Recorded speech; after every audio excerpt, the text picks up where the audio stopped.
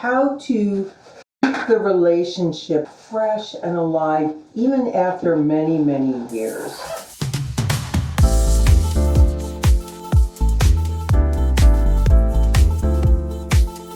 This is Cheryl Harris, a licensed marriage family therapist on the road to your heart with my buddy here, Dr. Michael Berlin. Yeah, Michael. On the road with you. We are on the road together, and we're going to be talking about how you can have better relationships from our many, many years of being therapists.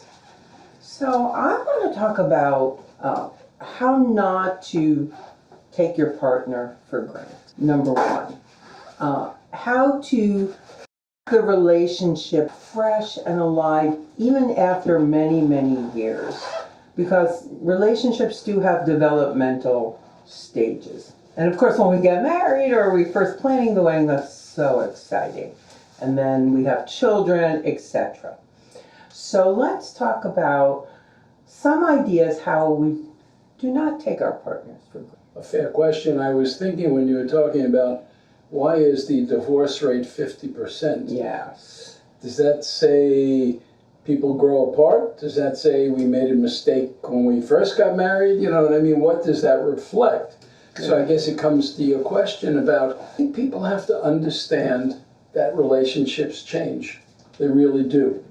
And that you cannot hold on to or keep the early stages of a relationship as the sort of bellwether. You know, that's what it should always be, because it just isn't.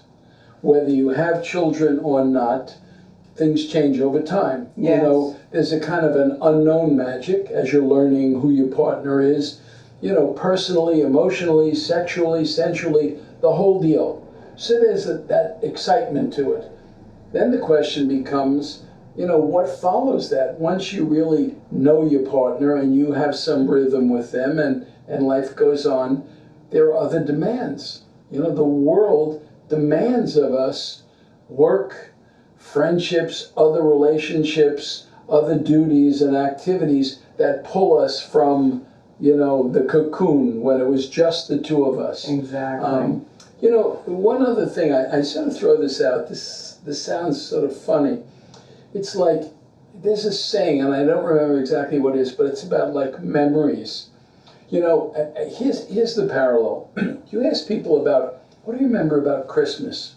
And they'll go, oh, the fireplace, and we sat around and had gifts, and we did all this. Then you'd have the real picture. You were by yourself, they forgot the tree, they forgot the presents, it was whatever it is.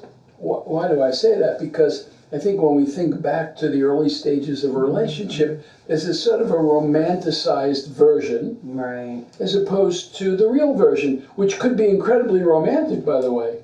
But I think, you know, as we get farther and further away from there, we look back and it's idealized in a way that we can never live up to. That's very true. We can never live up to the idealized aspect of relationship.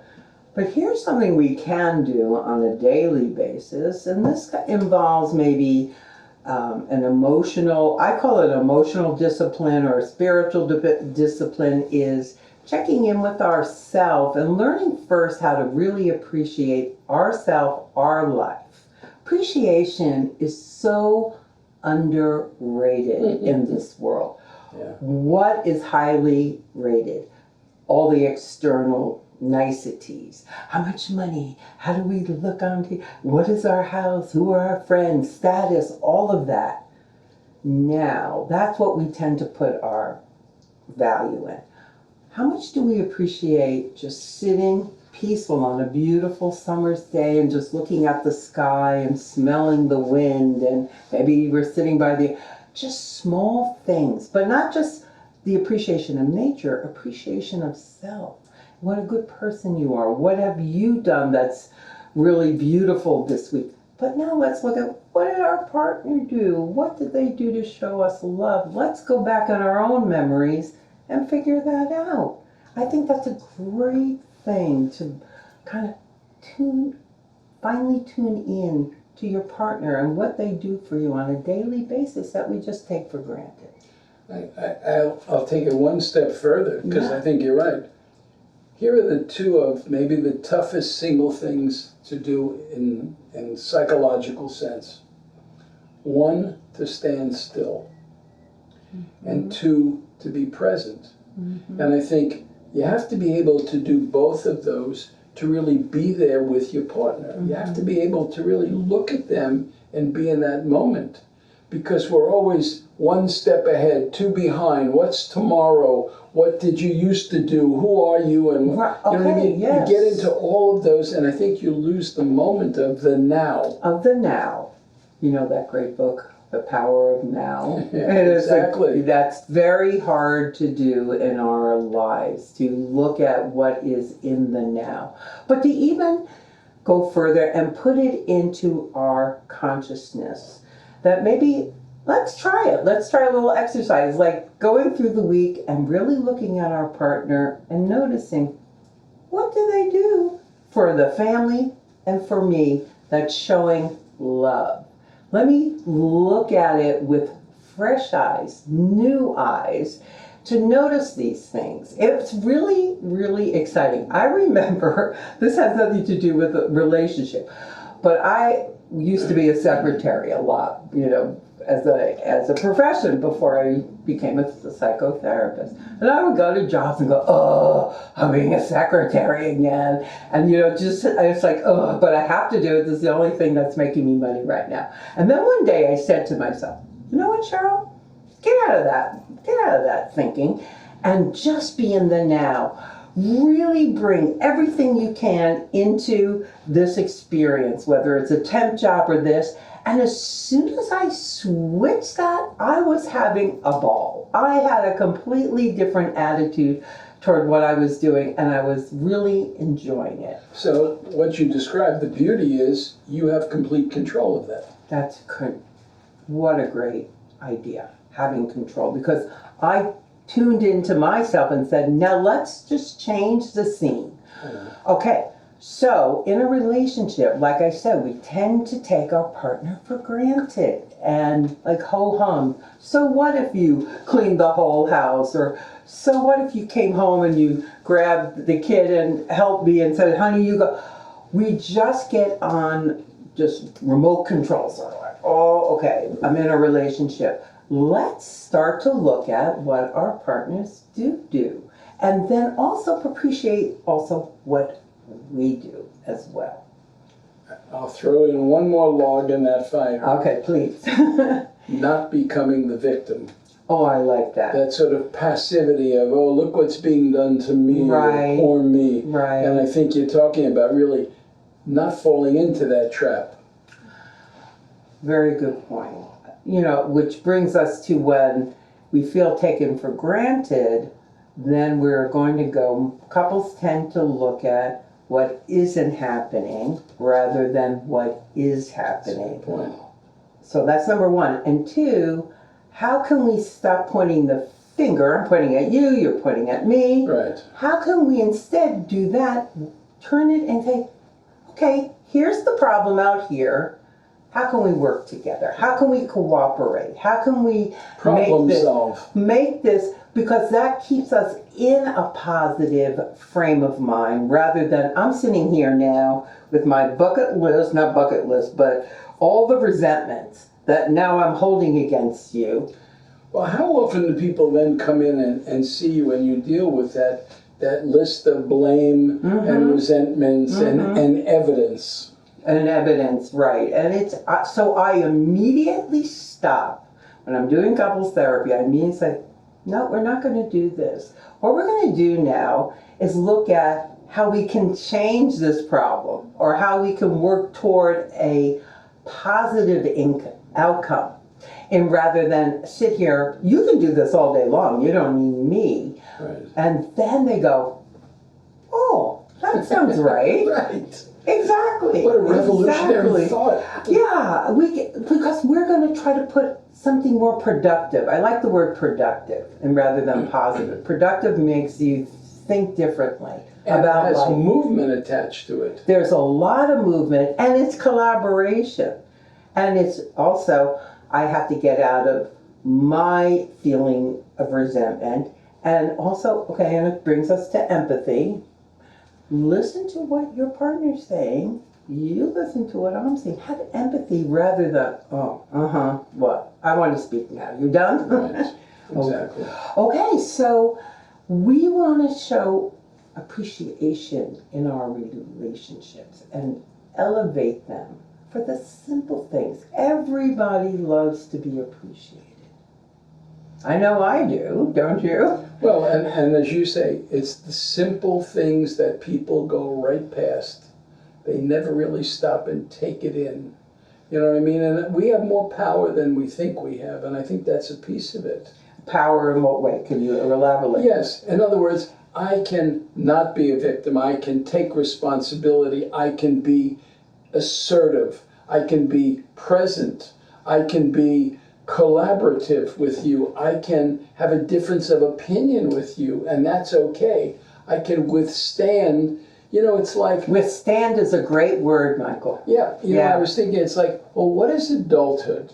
You know, to me, adulthood is like, do we bend or do we break? Mm-hmm. About healthy adulthood, because, things come at us all the time. Health issues, financial issues, work issues, emotional, sexual issues. The list goes on and on. We're always works in progress, and that can either be seen as exciting and vibrant and alive, or it can feel like a weight that just drags you down. And so the question is, what choice do you take? And I also want to elaborate on saying thank you. Thank you for X, Y, and Z that you Right. did for the family, for our children, for me. Thank you. How often gratitude, but we don't say thank you enough, right? Agreed. And that's a very, very important word. Yeah. And so, well, you should have done it because you belong to this, like having that kind of I'm just gonna, that's just what you do. That's just what you do. No, it's like every day we're here, we're working hard to be together, to have some kind of happiness and productivity within our relationship and with our family. Well, and also maybe to take this a bigger, it's like gratitude for life. Mm-hmm. For a life lived. We talked once before in one of our other podcasts about parenting and what parents can give to children. When my mother came to California, my mother was in an assisted living facility. And I remember I would go see her. It wasn't far from my house. Maybe 3 times a week I'd stop in. Sometimes short, sometimes a little longer. And I remember people saying to me, doesn't this disrupt your life, and isn't this hard? And I said this to them, and I mean it in my heart of hearts. I said, my mother gave me a life. My mother gave me a life. This is a small piece of gratitude for that. Yes. And I always felt it. A burden? This is not a burden. It goes back to what we had once been talking about how hard parenting is. And when I look back, my mother was, quote, the good enough mother. My mother tried to do the best that she could do. And she was genuine, and she was loving, and she was supportive. I couldn't ask for more. So to take time out of my busy life to go see her, a very small price of gratitude, So I think it's about context, you know what I mean? It's like, where did we come from? And what are we thankful for? It's like we look past these things as opposed to, I really am thankful for this. I am thankful for parents that gave me whatever they could, for friends, for friendship, for, sports that we do together and that I do separately, for the world, for being here. I love it. It's so important. If we can carry this into our relationships and carry it in our hearts, again, how we treat ourselves with appreciation. I got up today, I did this, and this. I appreciate myself for this. We think, oh, I can't say that to myself. That's praising myself, or that's being selfish, or oh, if I tell my partner how much I thank them and appreciate them, oh, they're going to take advantage of me. I can't do that because actually that's kind of what the world does. But we can really change the whole atmosphere of something when we have this and bring this to our lives. Well, I'll tell you also a trap that I've seen and how I have always addressed it. Somebody will do something and maybe in a couple relationship and someone will say, that's incredibly selfish. Oh, I see. And my feeling is always, no. That's about taking care of oneself. And there is a big difference between those two things. And if you get caught in the first one, then you're always backtracking. Then you're always apologizing. The second one is about understanding what we need in the world. And it's negotiative, you know what I mean? It's compromising, but at least it's out there what I need and what I want and how that gets in the mix. That's not being selfish. That's trying to take care of oneself. Because if I'm feeling healthy and good and filled with gratitude, it is going to come out in the relationship. And I hope it would come back to me and back to you, right. etc. That is the currency that we're dealing with, right. Which is gratitude as opposed to blame. Blame and resentment, like you corrosive. It's corrosive, toxic, does not work.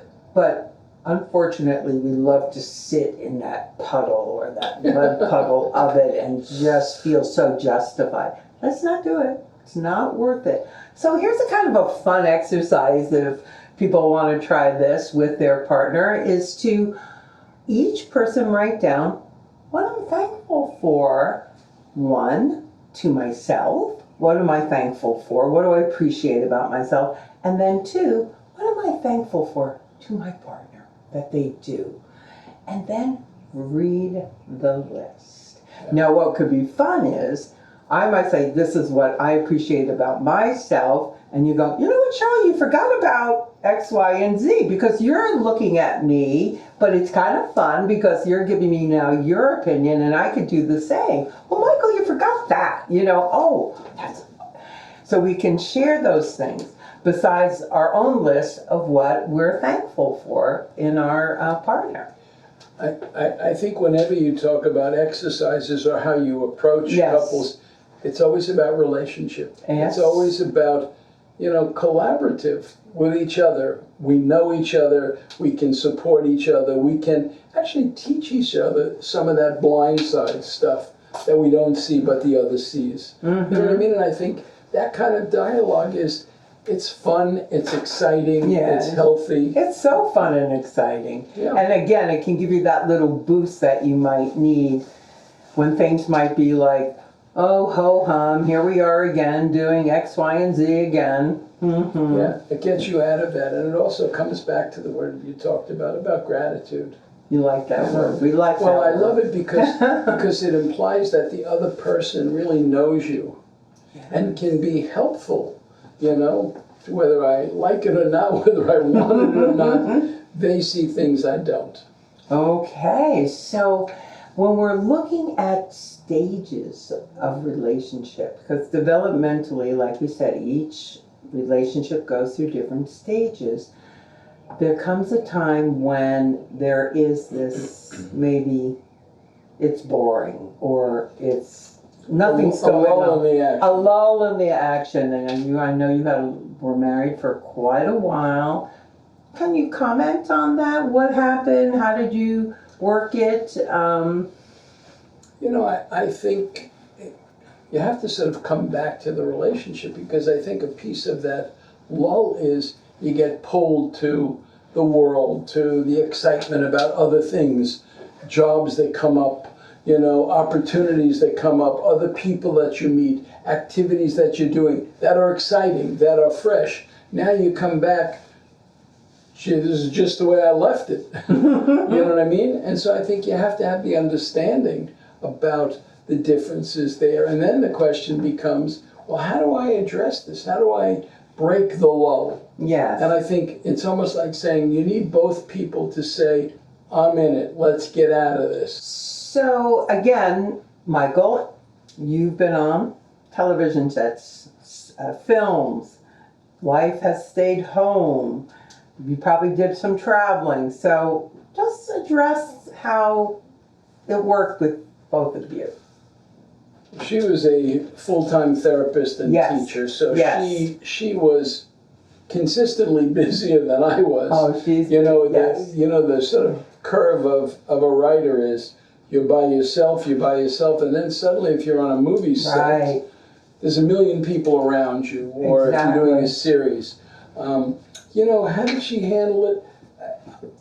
I don't like to be alone Okay. writing. I always feel like it's a term paper in college, Right. which I wasn't thrilled about back then. So, once I got to writing, then your characters become your company. That's so true. That's sort of part one. And they are, this sounds funny, they're perfect in every way. Right. Because you create them. Right. Well, when you get on a set, the movie set or the television set, to me, is a dichotomy about two things. It's incredibly exciting. You're looking at people, we wrote for Sisters, the show. There's George Clooney. Now, he wasn't the Clooney that we know, but, you're around, or Murder, She Wrote. Yeah. Angela Lansbury. With Angela, that kind of stuff. So that's incredibly exciting. The flip side is it's incredibly boring. Right. It's long and laborious, and they'll do it over and over. But having said that, when I'd be on a set or be someplace, and then you come home, you have to readjust your thinking. I know. Imagine. And for two reasons. One, there's all this movement and excitement. And two, if you're producing whatever, you're the boss. You're giving out the orders. Well, now you come home, you're back in a relationship. You're not the boss anymore. Right. So switching. So switching. And then the other thing is, especially when the kids were young, you have one person, one parent home juggling two children, and you comes, in prancing. I had a great time in Paris for a month when they were shooting this movie. While I'm changing diapers, you're in Paris. Well, now you're here. Here are the children. You try it for a few days. Exactly. So then you're sitting and you're changing a diaper thinking, I think I like Paris better than changing this diaper. So you just sort of have to put it in context. When I would think that, I'd laugh to myself. You know what I mean? I understood the absurdity of that. And on one hand, the real feeling. And the other hand is, you know what? There is nothing like children. There's nothing like coming home and being in a relationship that you love, that grounds you, because the other stuff is temporal. It's very temporal. It's there, and then they say goodbye, and then you see them, they never remember who you are. Right, the kids. Life goes on, you know what I mean? But those children and that, partner is there, and they're waiting, and I think you have to respect that. Okay, so it's very interesting because we know that relationships can go through this. Okay, here we are again, here we are again, here we are again. How do we not allow that to trickle down inside of us and go, do I want out? Do I want to, this is now really boring, this is not happening for me. Don't do that. This is the time of communication, this is a time of sharing, this is a time of ideas in communication, not to just let these feelings just, it wasn't like this when we first started, or. I'll add something to that also, which is timing. Okay. Timing is really important. It's like reading the other person. When you come through that door and the other one is just waiting and boom, it explodes. Yes. Because they're sitting there and you're doing whatever you're doing, that doesn't get done what you really want it to get done. You know what I mean? So you have to sort of understand who your partner is and how timing is really important. You want to let things settle for a minute before you get into whatever conversation you want or whatever piece of that relationship. Right. And also in relationships, let's look at psychologically, look at the developmental stages. We go from courtship, then to marriage or commitment, children, then children leaving, emptiness that happens. And this is a very interesting stage because if you and I have not been keeping our relationship in a very productive mode, we might be really afraid when the children leave that, uh-oh, what do we have here? It scares a lot of couples. Retirement also scares a lot of couples. Person individually, like, what am I going to do with my life? And then you can go into a downward. I think also it's almost like how you identify yourself. If you identify yourself totally with work or being a parent, if that's everything, Or mother or father. whatever it is, you know, you're going to hold on to that for dear life, and that smells of desperation, Okay. and then you're in real trouble. So you want to remember that, like you said, change is inevitable. I always talk to my clients about this, that you're going through, and here's an interesting aspect of change. We start off here and our life's going this way, and then all of a sudden, something comes in that forces us to change courses. Yeah. And when that happens, there's this, what I call it, the period of you're nowhere, but you're everywhere. This is going from step B to step C over here, and this in the middle feels so awkward, so unfamiliar, so scary. It's that bridge, so to speak, that we're crossing, and this happens in relationships as things are switching and changing. But this is where the greatest growth comes from. How is your partner then most helpful in the thing you described? Yeah, so this is when, first we have to recognize it as a couple that, you know, all of a sudden something has switched and changed, whether again it's retirement, I'm staying at home and I used to work, all these things. We have to sit down and talk about, you know, I kind of feel a little lost here. I'm feeling lost. This is a different place for me, and I need, you know, maybe to problem solve with you how we can work through this. And maybe you could share, you know what, I didn't even think about that. That's right. You used to be you're staying at home now, taking care of the children. Or, oh yeah, honey, you're retiring. That's right. That was 40 years of you. What do you want to do? Right. We can work together but I have to notice it first. Mm-hmm. Or you might notice, you know, our sex life is, it's not like it used to be. I would like something like that to change. The kids aren't here anymore, you and me, what are we going to do about it? We have to, again, communication, right? Always communication. But first, I have to notice, you have to notice. It comes back to, I think, being in the moment, to really look at the other person. You know, we're so caught up in whatever else is going on, we look right past the person right in front of us. And that's really true. But here's a real, I don't know, rule of thumb to follow. If you are feeling that your relationship you're just like, ho-hum, I'm just not feeling it, don't act on it. Take a look inside. Maybe talk to a therapist. Try to figure out what is going on and see if you can engage your partner in conversation about it. Yeah. Communication, trust, being present, all of the above. All the above. And things will change. Absolutely. It's very, very important not to think that relationships just stay like that. I mean, they will change. They are alive and an organism like anything else, with its ups and its downs. And if you don't nourish it and you don't work on it, it goes away. It does go away. You know, I think back on my parents. They were married. They made it to 50 plus years with each other. And they got married. My mother got married later in life.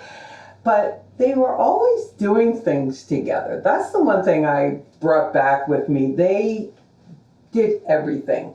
Though my father then went golfing, and he went bowling, and my mother played mahjong, and went ice skating, and it was like a great combination. And they never held each other back or never said, "You can't do that. Go do your thing." But then there they are. We always went to Cape Cod every summer in August. The family went to Cape Cod, and my mother, "Alan, get in here with me and swim with me." And he would get up smoking his cigar, and he'd go in the water and swim with each other. It was like really lovely how they and they were still doing that 50 years later. Even what, so you know what I'm saying? And you see how you remember it, though. It really, Yes, it it plays does. in our memory. It does play in your memory, but the love that we have. This is interesting because we're working on a musical, On the Road to Your Heart, and one of the songs I wrote is "When You're by My Side," and it's all about a couple just being by each other's side through everything, through all the changes. But what stays the same? You're by my side, and I feel love. So it's really, really important that You caught the essence of it. yeah, I like it because it's no big hurrah or anything. You're just by my side. I guess a question I have for you, and this is, I think, from your experience really with couples over time. How do you deal with a couple that comes in feeling helpless, feeling impotent, feeling like they can't get out of this rut, or the relationship is finished, this is the end game? How do you address that? How do you turn that around? I love that question. And I think I first have to start with myself, because I really believe that there's no unsolvable problem. And I try to bring into the relationship hope. And what I remind my couples about is, when you got married and said "I do," what brought you together? And the word is love. And you were in love. And just because there have been problems, I say, well, a lot of couples, and if we looked at statistics and we interviewed couples, we would know that every couple goes through these problems. Right. So many couples feel they're alone. They're not. Most couples struggle with these things. So let's go back to, what do you want your vision of love to be now? Let's also look at, maybe our backgrounds have caused us this kind of tension between us. So we talk about healing, and we're here to heal together. Change the mindset. I'm going to be a healing agent to you, you're going to be a healing agent to me, and we're going to work together through these problems. And I also talk about, most of us don't have the skills. Nobody taught us. Right. And we have to embrace that, because we can't become professionals without learning skills. But in relationships, who teaches us? So this is what therapy is for. And the last thing I say, which I think is really important, is you got to commit to at least 6 to 8 months, even more, if we're going to see any significant change. Because how do we learn anything? And we know 10 takes 10,000 times to master something. Right. Well, now we're trying to master our love. So I just fill them back with, it's normal. We're going to work together. You're going to learn skills. It's going to take time. And I have the confidence, if you put in the time, you will see results. Isn't that wonderful? Well, I think you're right about several things. One, about the time commitment. It's like anything else. You have to make a real commitment. That's right. To work hard, to change. Change, if you move an inch over that time, right? You really have done something significant. The other thing is, how do you also avoid the trap? Someone comes in and goes, I know you're connected to them. I know it's the two of you against me. You know what I mean? How do you work Not through that. fall into that. I never fall into that. And I'll tell you why, because I tell the couple right off, I'm for the relationship. I am not a judge. I am not going to sit here in Right. judgment. I'm going to see her side, I'm going to see his side, I'm going to see your partner's side, I'm going to see your partner's side, because we're not here to fight and point fingers. We are here to work together to move forward and create love. That's a good thing. Next time, Michael and I are going to talk about love. I just got that idea as we're talking now, because love is such a big, deep concept. And we just think about love maybe in about this big of a way. How do you deal with the flip side of that when a couple comes in and you feel like for one of them, could be either or both, this is the end game for them? I know. In other words, they're going to go through the motions, okay, we did it, and now I can walk away feeling like I worked hard. You know what? It's very interesting you talk about that, because I've, again, been a therapist for 30 plus years. I've seen everything. Every variation I of that. really have. I'm not kidding. And if I'm working with a couple, if they're showing up every week, I'm going to be there every week. Mm-hmm. But I also I'm of the understanding that maybe this relationship, it might be better to walk away. But we're going to first look at why are you doing it, and let's go deeper into that, because a lot of times people just walk away because they're not educated about what they're doing, why they're doing it. But sometimes it's not the wrong answer. Yeah, I think it's an incredibly important point. I mean, I think what you bring is you bring hope and thoughtfulness to it, which is incredibly important. But the other piece to that is that sometimes those people got together for the wrong reasons. That's true. And it'll never unwind itself To the right reason. because they're built on straw. They're built on Right. something that's not loving for either one of them. That's You know what I true. mean? And if you are going to walk away, which again is a very interesting concept, walk away in love, not hate and resentment again, meaning that you can come to terms with, well, it's just not going to work. Right. Especially if you have children, please walk away with good intentions for the children. That's the worst. You know, and I think you walk away feeling like I really learned something from this person. So, Michael, I really think we did a great exploration today of all the different stages of relationships and what we can do. It's hard and it's complicated, but it can be incredibly exciting, and I think you laid it out in a way that works. All right. Thank you. My pleasure. And